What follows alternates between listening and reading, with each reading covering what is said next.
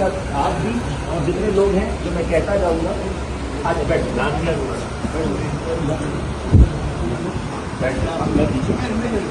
نیچے بیٹھے. آپ کا مذہب کون سا ہے؟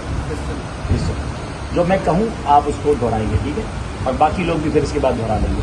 بسم اللہ الرحمن الرحیم.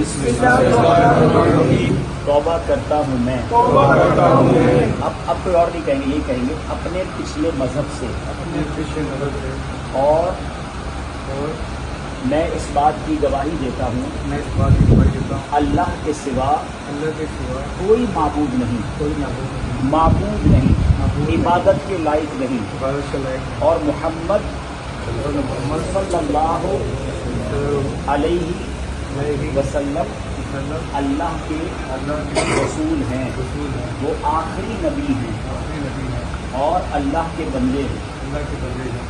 اب میں آپ کو عربی میں پڑھاؤں گا, اب سب مل کر پڑھیں گے. لا الہ الا اللہ محمد رسول اللہ صلی اللہ علیہ وسلم. آپ کا نام کیا ہے؟ ندیم. اب آپ کا نام محمد, اور پکارنے کے لیے ندیم ہی رہے گا, لیکن آپ کا نام محمد ندیم ہے, ٹھیک ہے؟ اللہ کے آخری نبی ہیں ہمارے رسول صلی اللہ علیہ وسلم, ان کا نام محمد تھا, تو انہی کے نام پر آپ کا نام محمد, اور پھر پکارنے کے لیے آپ ندیم بے شک رہے تھے. اچھا, اب ندیم بھائی ہمارے عرفان بھائی سے آپ رابطہ کر لیں کہ جو آپ کو نماز وغیرہ ہے, جو ابتدائی چیزیں ہیں اسلام کی, وہ میں انشاءاللہ.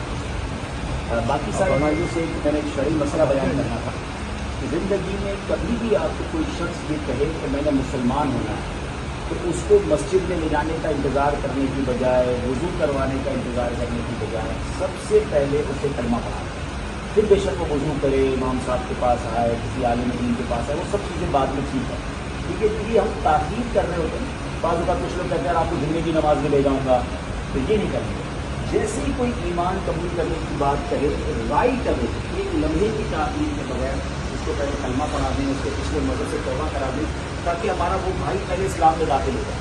اس کے بعد اسلام کی تعلیمات ہے, تبرک کے لیے کسی بزرگ کے پاس لے جانا ہے, وہ بات ہے, یہ یاد رکھیے گا, ٹھیک ہے؟ تو اب احتیاطاً ہم جتنے یہاں موجود ہیں ہم بھی اپنے تجدید ایمان کر لیں, ٹھیک ہے؟